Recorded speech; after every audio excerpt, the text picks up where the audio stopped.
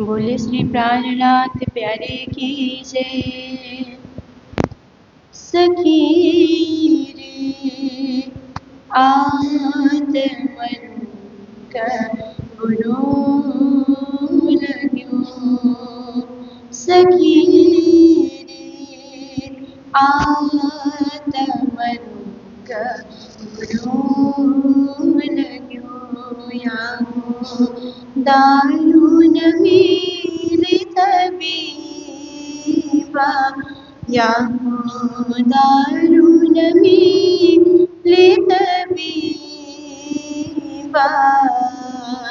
आत्मनु करुणो लग्यो। चौदह भवन मेरा पाई, चौदह भवन मेरा पाई। सोमवार बीबा, आत्मनु करुणो लग्यो। सखी रे आत्मनु करुणो लग्यो। आत्मरोगा कासु कही, आत्मरोगा कासु कही।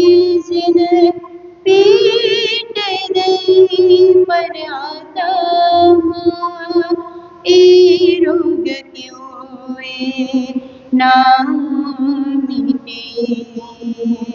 ए रोग क्यों ना मिटे। जो देखी ना मुख ब्रह्मा, आत्मनु करुणो लग्यो। सखी रे आत्मनु करुणो लग्यो। दुख से प्यूजे मीनसी, दुख से प्यूजे मीनसी। सोखी न मिलिया कोई, अपने धनी का मिलना। सो दुख कैसे होए, आत्मनु करुणो लग्यो। सखी रे आत्मनु करुणो लग्यो। महामत कहीना दुख को, महामत कहीना दुख को। मोल डाकियो जाए, लाख वीर सिर दीजिए। लाख वीर सिर दीजिए। तुम्ही सर भरना आविताए, आत्मनु करुणो लग्यो। सखी रे आत्मनु करुणो लग्यो। सखी रे आत्मनु करुणो लग्यो। बोले श्री प्राणनाथ प्यारे की जय। सुंदर साथ की कहता सबलू आणी चित बलू, वस्त बिना करे विवाद। श्री वामत कहे तेने के बमले, जो करे अबला उन्माद, जो करे अबला उन्माद। ए मायाद अनाद की चली जात अंधेर, निर्गुण सरगुण होय के व्यापक आए फिरत हैं फिर। ना पहचान प्रकृति की ना पहचान हुक्म, ना शुद्ध ठौर निश्चल की ना शुद्ध स्वरूप ब्रह्म। ये माया आद अनाद की। प्रणाम सुंदर साथ जी, प्रणाम। महान बुद्धि के सागर महामती श्री प्राणनाथ जी महाराज अनेकों प्रकार की मधुर मधुर वाणी से सुंदर साथ को संबोधन करते हैं।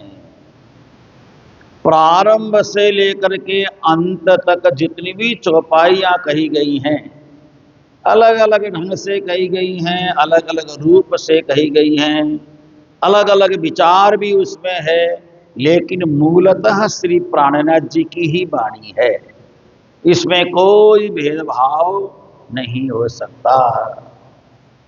कभी प्राणनाथ जी माया मोह की बात करते हैं, कभी माया की ही बात करते हैं, कभी परम धाम की बात करते हैं, कभी 25 पक्ष की बातें करते हैं। क्योंकि प्राणनाथ जी ने परम धाम को साक्षात्कार किया, आत्मसात किया है। उनकी दृष्टि में परम धाम प्रत्यक्ष नजर आता है, परम धाम दूर कहीं नहीं है। इसी संसार में बैठ करके परम धाम के साथ संबंध स्थापित करना है। क्योंकि ये जगत है, जगत नियंता को पाना है, जगत में रह करके जगत के नियंता को पाना है, इसी जगत में रह करके जगत के निर्माता को पाना है, इसी जगत में रह करके जगत के प्रेरणा को प्राप्त करना है। और जगत के प्रेरणा कौन है? परमात्मा श्री राजी महाराज श्री धाम धनी, जिन्होंने अक्षर ब्रह्म को प्रेरित किया है संसार बनाने के लिए। अक्षर ब्रह्म ने जगत की संरचना की। महाविष्णु मन, मन थे त्रिगुण, ताते थीर चर सब उत्पन्न। भगवान महाविष्णु से, महाविष्णु का मतलब है अक्षर ब्रह्म, जिनको भगवान भी कहा गया है। भगवान जी खेलत बाल चरित्र, आप अपनी इच्छा सो प्रकृत, कोटि ब्रह्मांड नजरों में आवे क्षण में देख के, पल में उड़ाए। उनका नाम अक्षर ब्रह्म भी है, महाविष्णु भी है, और उनका नाम भगवान भी है। अक्षर ब्रह्म का एक नाम भगवान भी है। भगवान जी खेलत बाल चरित है ना, भगवान भी उनका नाम। बड़े सारे नाम हैं अक्षर ब्रह्म के भी। कई बार हम लोग बोलते हैं भगवान तो भगवान विष्णु होंगे, लेकिन ये तो अक्षर ब्रह्म भी भगवान है। अक्षर ब्रह्म को महाविष्णु भी कहा गया है ना। अक्षर ब्रह्म भी है, महाविष्णु भी है। महाविष्णु की अर्धांगिनी का नाम महालक्ष्मी भी है ना। तो महालक्ष्मी से ही तो ये लक्ष्मी बनी, जो धन देने वाली लक्ष्मी। महाविष्णु से ही ये विष्णु बने। महाविष्णु मन, मन से त्रिगुण। महाविष्णु के मन से 3 गुण की रचना हुई। सतगुण की रचना, रजगुण की रचना, तमगुण की रचना। अब ये तीनों गुणों को कहाँ स्थापित किया जाए? तो अक्षर ब्रह्म ही 3 रूप में विभक्त हो गए, ये समझ लीजिए। अक्षर ब्रह्म 3 भाग में बढ़ गए। सतगुण स्वरूप श्रीमन नारायण विष्णु, रजगुण स्वरूप ब्रह्मा बन गए, तमगुण स्वरूप भगवान आदिदेव भोलेनाथ शंकर बन गए। और इन तीनों के रूप में विभक्त होकर के सतगुण का स्वरूप, रजगुण का स्वरूप व तमगुण का स्वरूप का निर्माण हुआ। और सतगुण के आवेग से, सतगुण के आवेग से पालन का कार्य प्रारंभ हुआ। रजगुण के आवेग से सृष्टि का क्रम प्रारंभ हुआ। देखिए हमारे शरीर में रजगुण प्रधान है, क्योंकि हमारा शरीर रज से बना है। रज से बना है, माता के रज से और पिता के बिंदु से हमारा देह बना। और ये जो देह बना है तो रजगुण से बनने के कारण हम रजगुण प्रधान हो गए। हमें स्वादिष्ट भोजन पसंद है, हमें घूमना फिरना पसंद है ना, अच्छे वस्त्र पहनना हमें पसंद है, ये सब रजगुण प्रधान है। भक्ति जिसको पसंद हो, जिसको पाठ पूजा तीर्थ यात्रा करना, वो सदगुण प्रधान है। लड़ाई करना, झगड़ा करना, खट्टा खाना, है ना, खट्टा वगैरह खाना, ज्यादा नमक खाना, ज्यादा मिर्च खाना जिसको पसंद है वो तमोगुण प्रधान है।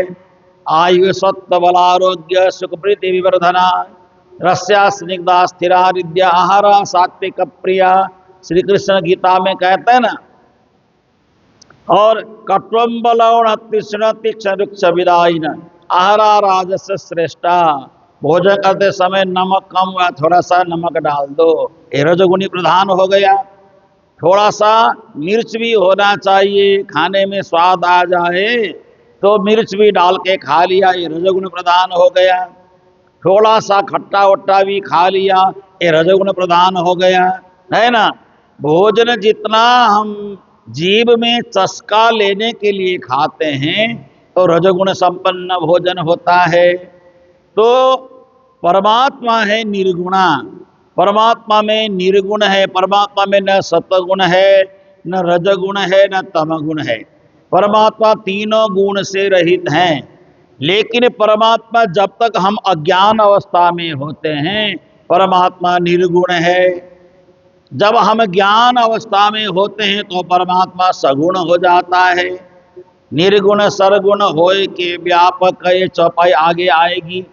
कभी परमात्मा निर्गुण कभी सरगुण रूप में नजर आता है। अभी हमने एक मकान बनाना है तो मकान का नक्शा निर्गुण है, क्योंकि मकान का नक्शा है ही नहीं हमारे पास, तो बनेगा कैसे। अब वो मकान का नक्शा बनाएंगे, हम कागज लेंगे, पेन लेंगे, पेंसिल लेंगे, एक नक्शा वहाँ पे हम तैयार करेंगे, नक्शा को उकेरना प्रारंभ करेंगे, नक्शा बन जाएगा। और ये रजोगुण में उसमें थोड़ा सा सगुण होना प्रारंभ होगा। वही नक्शा बिल्डिंग बन करके तैयार हो जाए तो सगुण हो गया। पहले मकान निर्गुण था, अब सगुण हो गया।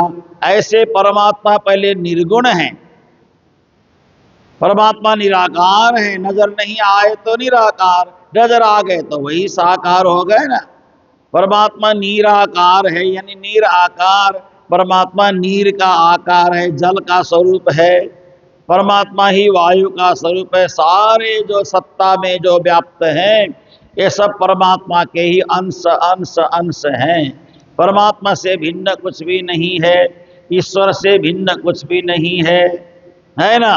इसलिए सर्वत्र उसी परमात्मा की कण कण में उनका दर्शन कर लेना चाहिए। जो कण कण में परमात्मा का दर्शन करेगा वो कभी पाप नहीं कर सकता। मच्छर मारने को जाएगा, देखेगा अरे मच्छर में तो भगवान विराजमान है, कैसे मारे, मत मारो, है ना। छिपकली मारने का मन करेगा, छिपकली में भगवान नजर आ जाएगा, उसकी हत्या ही नहीं करेगा वो, है ना। इसी प्रकार से कुछ भी जानवर मारना चाहेगा तो झट से उसमें परमात्मा नजर आ जाएंगे। अरे तो इसके अंदर तो परमात्मा विराजमान है। जिसकी दृष्टि व्यापक हो गई, दृष्टि व्यापक होने के बाद सर्वत्र ब्रह्म की सत्ता नजर आती है ना। जो ज्ञानी है दूध में भी मक्खन ढूंढ लेगा, जो अज्ञानी है तो दूध में मक्खन नहीं ढूंढ सकता। ज्ञानी व्यक्ति दूध में मक्खन ढूंढेगा, कैसे ढूंढेगा ये तो आपको पता ही है। दूध को गर्म करेगा, ठंडा करेगा, उसमें जामन डालेगा, दही की मात्रा, और वो जमने पर उसको फेंट लगाएगा, उसमें मक्खन निकाल लेगा। दूध में मक्खन ढूंढ लिया।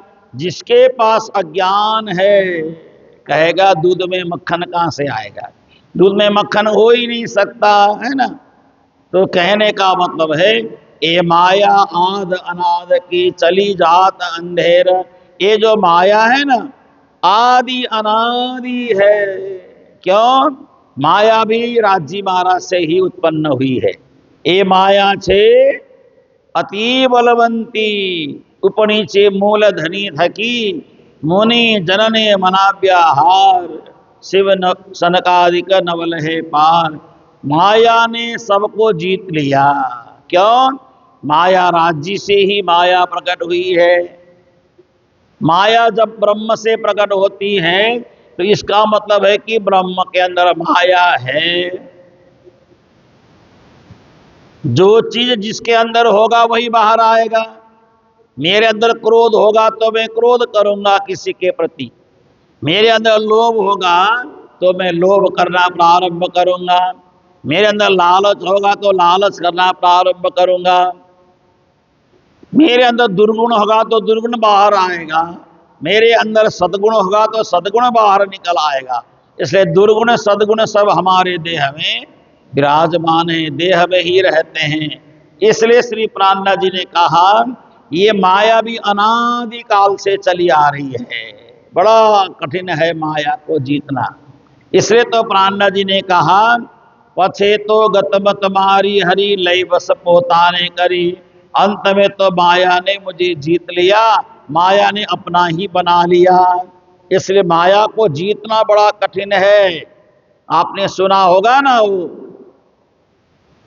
कौन से ऋषि थे ना, एक क्या है ऋषि का नाम, मार्कंडेय ऋषि ने कहा मैं तो माया को जीत लिया, माया मुझे कुछ नहीं कर सकती। तो भगवान श्रीमन नारायण ने उनको माया दिखा दिया। देखो चलो नदी के किनारे गोदावरी में स्नान करने चले गए। कुछ लोग कहते नर्मदा में स्नान करने चले गए।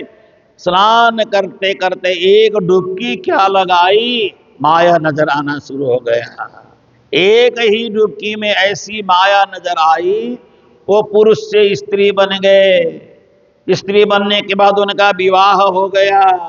1 दर्जन बच्चे हो गए, है ना, 1 दर्जन बच्चे हो गए, 12 बच्चे हो गए उनके। और बच्चों को लेकर के किसी का नाक साफ करते हैं, है ना, किसी का पता नहीं क्या क्या साफ करते हैं। बच्चा कोई इधर लटक रहा है, कोई उधर लटक रहा है, बड़े परेशान हो गए। तो भगवान श्रीमन नारायण ने जाकर के उनको उनकी ही कथा सुनाई तो आत्म जागृति हो गई। अरे वो तो मैं हूँ, मैं स्वयं हूँ। जिस दिन हम अज्ञान अवस्था से ज्ञान की ओर बढ़ेंगे ना, जिस दिन हमें इसका पता चल जाएगा अरे वो तो मैं ही हूँ, बोलते ही हम जाग जाएंगे, जागृति आ जाएगी।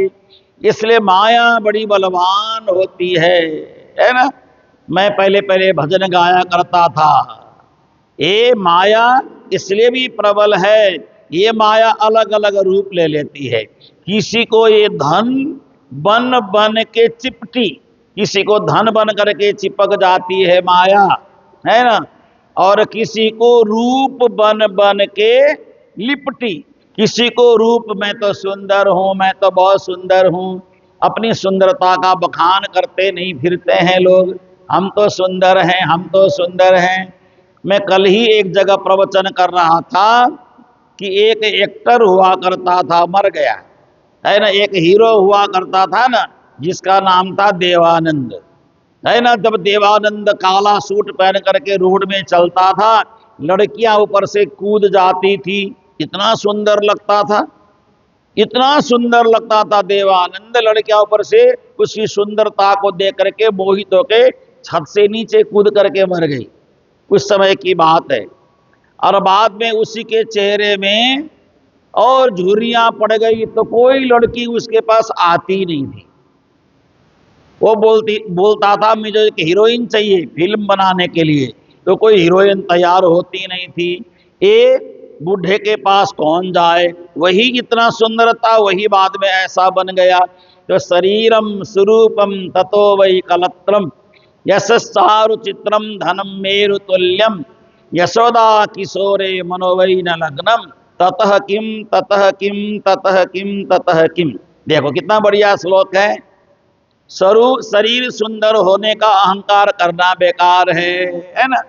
शरीर सुंदर होगा और इसका अहंकार, क्या अहंकार करना, शरीर तो मुरझाने वाला है। मेरा परिवार बड़ा है बोल करके अहंकार करना भी बेकार है। भगवान कृष्ण का परिवार कितना बड़ा था, कितने थे भगवान कृष्ण के बच्चे? आपने सुना होगा ना, कृष्ण के बच्चे कितने थे, बेटे? भगवान कृष्ण की 16,108 रानियां, सभी रानियों से 10-10 बेटा, एक एक बेटियां थी। तो कितने बेटे हो गए श्री कृष्ण के? 16,108 पत्नियां हैं, रानियां, सभी से 10 बेटा है ना? तो 10-10 बेटा, एक एक बेटी, 16,000 रानियों से 10-10 बेटा हो गया, एक एक बेटियां हो गई। कितने बेटे हो गए, कितनी बहुएं हो गई, और कितने दामाद हो गए, लेकिन अंत में भगवान कृष्ण अकेले रह गए। बड़ा परिवार होने से क्या हुआ? श्री कृष्ण के पास भी एक भी बेटा नहीं था अंतिम में। इतने बेटे होने के बावजूद एक भी बेटा अंतिम में नहीं था। तो ये सब माया है, सब झूठ है, सब प्रपंच है।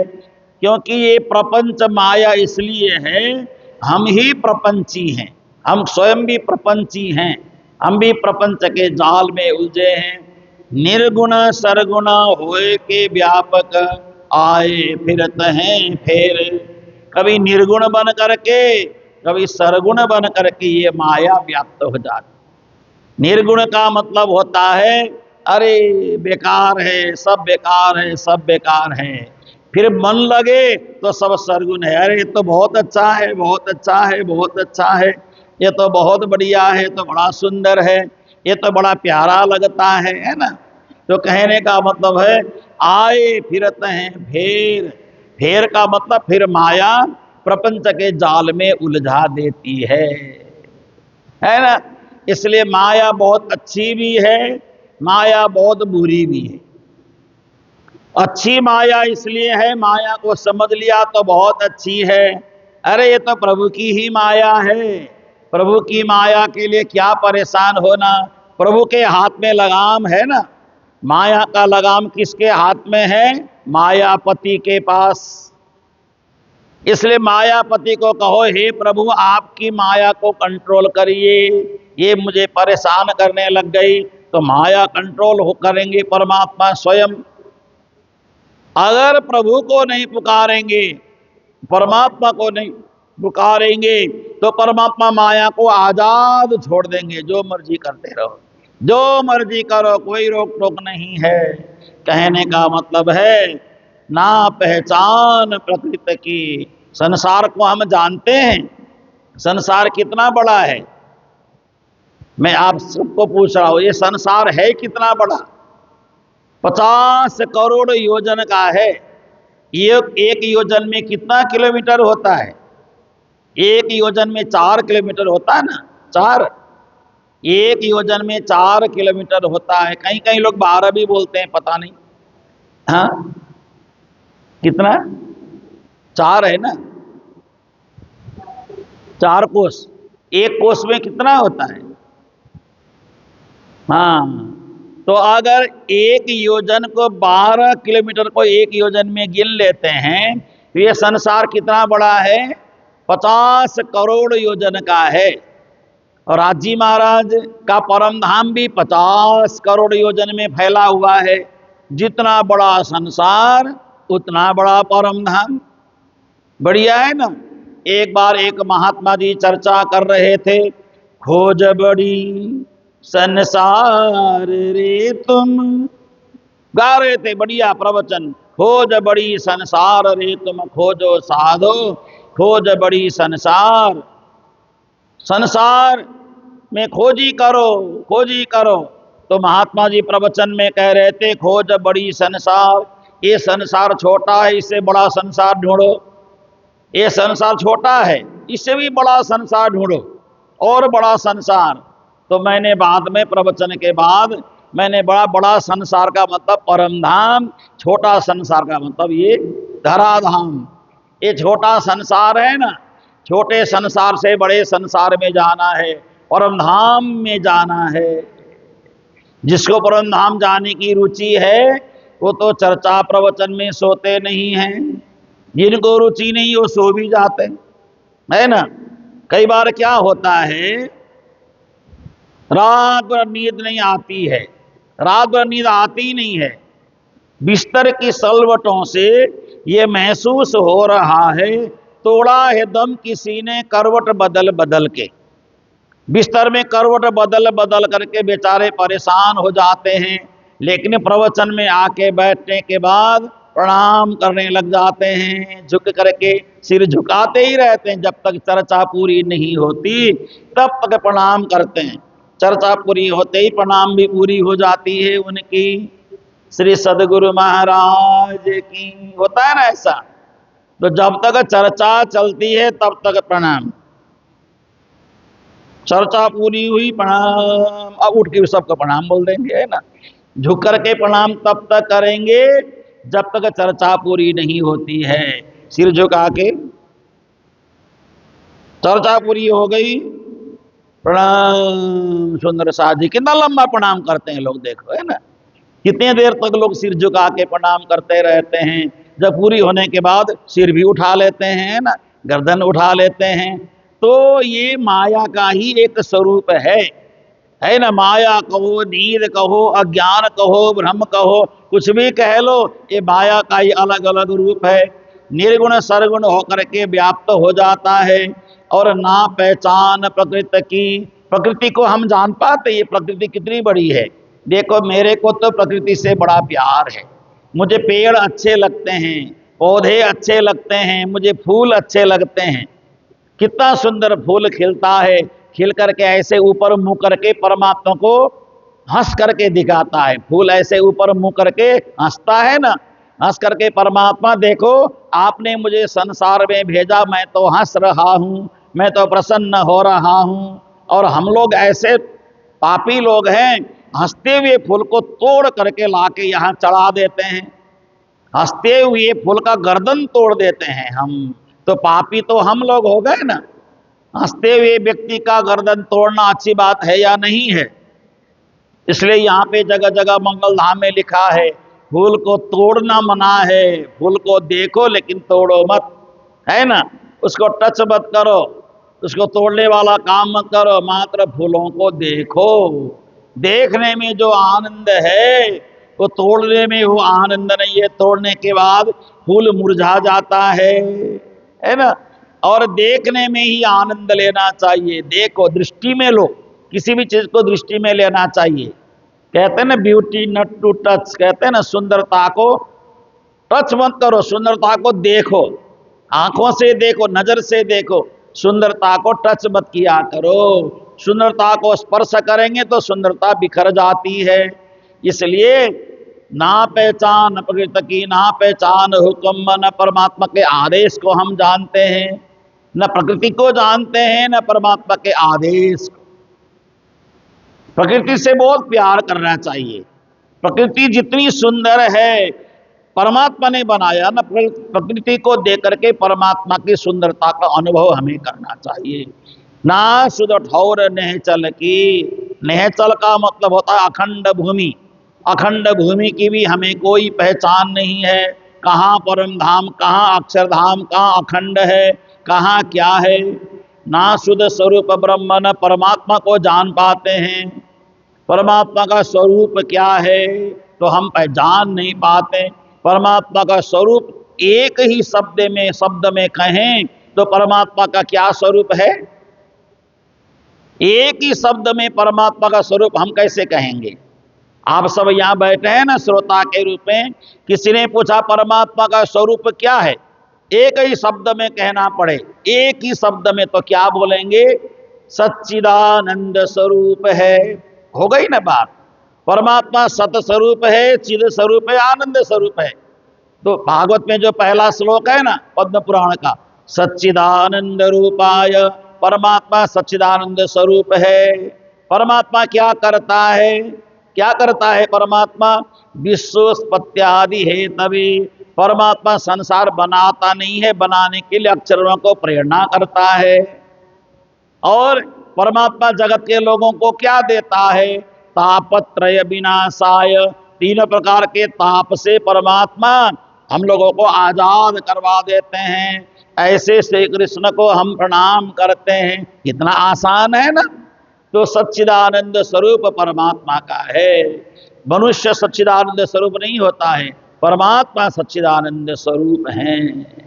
तो ये सारी बातें वाणी चर्चा के माध्यम से आप हम श्रवण करते हैं। बड़ा अच्छा लगता है जब वाणी चर्चा को सुनो। कान पवित्र तो होते ही हैं, कान के माध्यम से हृदय भी पवित्र हो जाता है, आत्मशुद्धि हो जाती और तृप्ति भी हो जाती है। तो यही छोटी सी बात वाणी चर्चा के माध्यम से आप हम श्रवण करते हैं, प्रतिदिन श्रवण होती है वाणी चर्चा की। वाणी चर्चा के माध्यम से आत्मोत्सर्ग होता है, आत्मा का उत्सर्ग होता है परमात्मा की तरफ, परमात्मा की तरफ आत्मा आगे बढ़ने लग जाती है। आइए चौपाई दोहराएं, चर्चा को पूर्ण करें। ना पहचान प्रकृति की,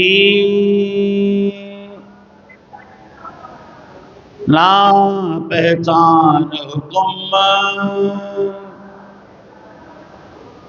ना सुध ठौर निहचल की, ना सुध स्वरूप ब्रह्म, ना सुध स्वरूप ब्रह्म। श्री कृष्ण चंद्र भगवान की, श्री निजानंद स्वामी की, श्री प्राणनाथ जी महाराज की, महाराजा छत्रसाल की, सदगुरु मंगलदास महाराज की, अपने अपने गुरुदेव की, मंगल धाम की, सर्व सुंदर साथ की। प्रणाम सुंदर साथ जी, प्रणाम।